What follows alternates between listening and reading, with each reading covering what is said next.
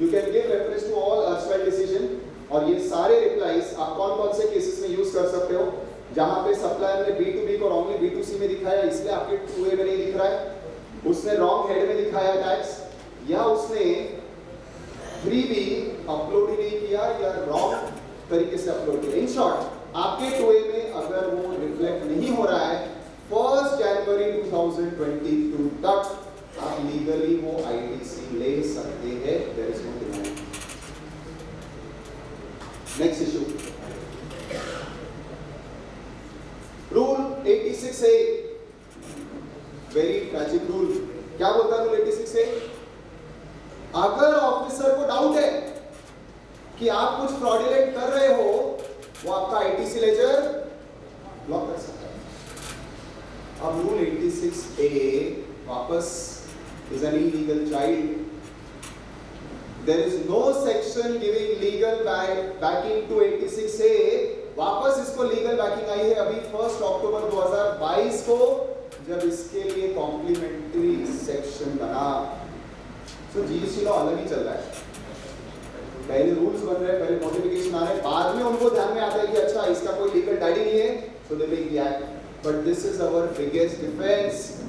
आपका अगर ITC laser block होता है, अगर ITC आपका वो फ्रीज करते हैं, आपने कुछ चीजों का ध्यान देना चाहिए। क्या है वो? सबसे पहले 1 अक्टूबर 2022 के पहले उसको कोई लीगल बैकिंग नहीं है, और ये ऑनरेबल गुजरात हाई कोर्ट ने एक्सेप्ट भी किया है। You can use this case for going to court and getting it unblocked. Second most important, इन सारे केसेस में मैंने जो एक्शन देखा है, officers do not follow principle of natural justice. तो आप जब भी कोर्ट में जाएंगे फाइट करते वक्त ये मैटर रेस करिए, क्या principal of natural justice follow नहीं किया?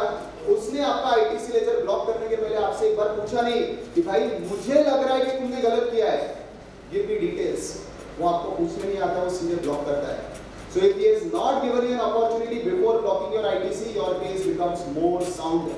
Next important point, काफी बार ऑफिसर आर्ग्यू करेगा कि मैंने किस बेसिस पे ITC ब्लॉक किया है, मेरे पास पावर है। हम तो बोल रहे पावर नहीं है, वो बोलते हैं पावर है। कौन से सेक्शन में? There is one section in the GST law 164.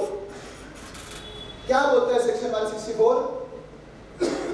Section 164 बोलता है कि जहां पे भी जरूरत है वहां पे आप रूल बना सकते हो। अब ये इतना वेग सेक्शन है कि जहां पे भी जरूरत है आप वहां पे रूल बना सकते हो। इसका मतलब पूरे GST लॉ में आप कोई भी चीज का रूल बना सकते हो with section 164। This is not the interpretation, और अगर ये सही है तो बाकी किसी सेक्शन की जरूरत नहीं।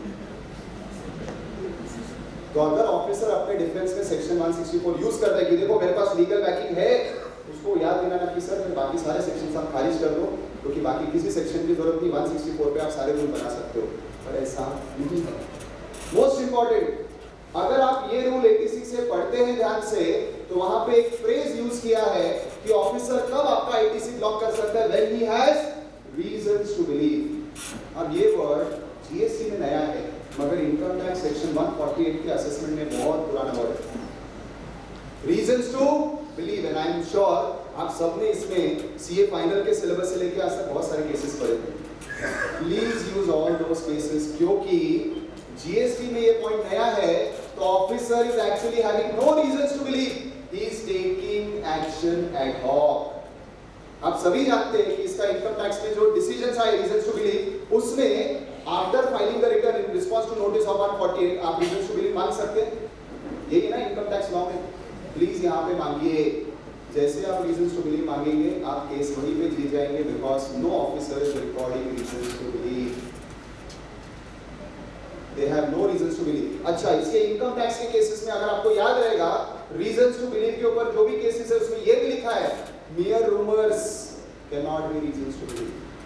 किसी बुकलेट में, किसी बुक में आपके बारे में कोई आर्टिकल पब्लिश हुआ है जिसमें क्लेम किया गया है कि भाई इसके पास बहुत सारा ब्लैक मनी है, this is not reasons to believe. यही सब है ना केसेस। प्लीज यहाँ पे यूज करिए, क्योंकि यहाँ पे officer is still not knowing what is reasons to believe, क्योंकि GST लॉ में नया है। So these are your differences for 86A cases.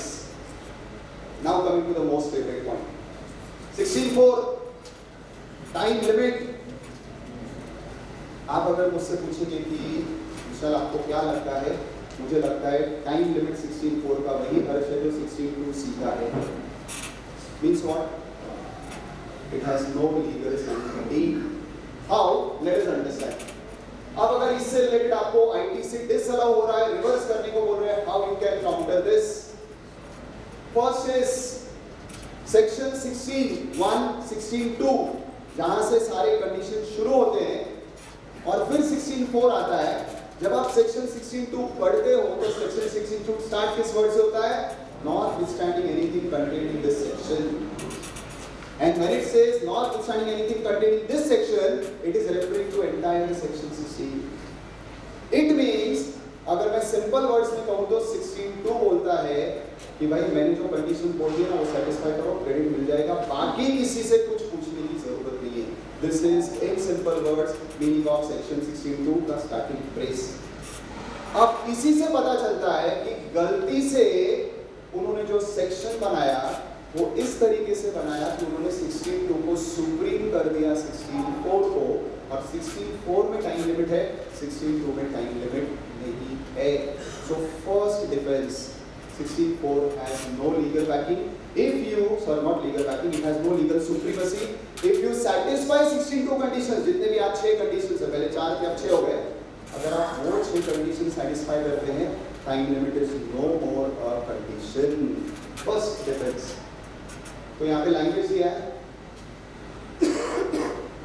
दूसरा डिफरेंस, अगर आप पूरे एक्ट को ध्यान से पढ़ेंगे तो कुछ जगहों पे वर्ड आया है यू कैन टेक आईटीसी, और कुछ सेक्शंस में वर्ड आया है यू कैन अवेल आईटीसी। अब पुराने एक्साइज लॉ में इसके ऊपर डिसीजंस है, जिसमें एक्साइज में ऑनरेबल कोर्ट्स ने माना है कि जहां पे आप बोलते हो take ITC, it means taking means showing in your books. जहां पे आप बोलते हो avail ITC, it means reporting it on the portal. अब अगर आप 16.4 पढ़ते हो तो वापस शायद लॉ मेकर का ड्राफ्टिंग एरर है, उन्होंने अवेल की जगह गलती से 16.4 जहां पे टाइम लिमिट दिया है वहां पे वर्ड का यूज किया है टेक। तो ऑटोमेटिकली अगर मुझे 16.4 फॉलो भी करना है तो भी उसका इंटरप्रिटेशन क्या आता है? I should take ITC before the due date, and take का प्रीवियस में डिसीजंस में लिखा है take means taking in books. तो अगर आप पोर्टल पे आपके 3D में अपलोड नहीं भी कर पाए, अगर आप भूल भी गए और टाइम लिमिट जो ड्यू डेट है आईटीसी लेने का वो चला गया, स्टिल 16.4 की वजह से आपको अभी भी आईटीसी मिलेगा अगर आपने बुक्स में सितंबर या नवंबर के पहले वो आईटीसी दिखा दिया है। क्योंकि the word used in section 16.4 is taking ITC, not availing ITC. Taking is the first stage, availing is the second stage. Taking means taking और showing in books, availing means uploading it on the portal. So 16.4 ने condition डाली भी, अगर मुझे माननी भी है तो भी वो सिर्फ टेकिंग बोल रहा है, जो मेरे बुक्स में हो गया काम हो गया। नेक्स्ट जो मैं कह रहा था, पुराने लॉ में मेरे पास फेवरिंग डिसीजन है वो ये है, एक्साइज लॉ में गिल्फ इंटरनेशनल का डिसीजन है दिल्ली स्टैट का, which says that CENVAT claimed in books but not disclosed in the ST3 return is also a valid claim. So even though you have not reported it in your return but you have taken it in your books before the due date, it will be accepted. Now अगर आपका officer बहुत learned है तो वो आपके claim को counter करेगा by giving a contrary decision. The contrary decision is of A&D automotives. अब यही बात मैं आपसे स्टार्टिंग में कह रहा था, कितनी बार हम भी यही गलती करते हैं, हम सिर्फ कोई भी केस को उठा के कहीं पे भी रेफर कर देते हैं सेइंग दैट इस केस की वजह से आपका आंसर गलत है या सही है। Same thing officers are doing, they are giving reference to this particular case law and they are saying कि as per this case Karnataka bad law says कि अगर आपने टाइम लिमिट में आईटीसी क्लेम नहीं किया तो आपका आईटीसी डिसअलाउड है। Here I would like to give you the difference. आप इस केस को भी काउंटर कर सकते हो कैसे? आंसर इज ये केस लॉ हमें अप्लाई ही नहीं होगा। व्हाई? अगर आप कर्नाटका बैड लॉ स्टडी करते हो जिसके अंदर ये केस आया है, वहां पे टाइम लिमिट का कंडीशन ओरिजिनल सेक्शन में दिया है। मींस अज्यूमिंग अगर मैं जीएसटी लॉ की भाषा में बात करूं तो सेक्शन 16(2) में ही टाइम लिमिट का कंडीशन दिया है कर्नाटका बैड लॉ। अगर मेरे जीएसटी लॉ में भी 62 में टाइम लिमिट का कंडीशन दिया रहता तो ये डिसीजन मुझे अप्लाई होता. So you can very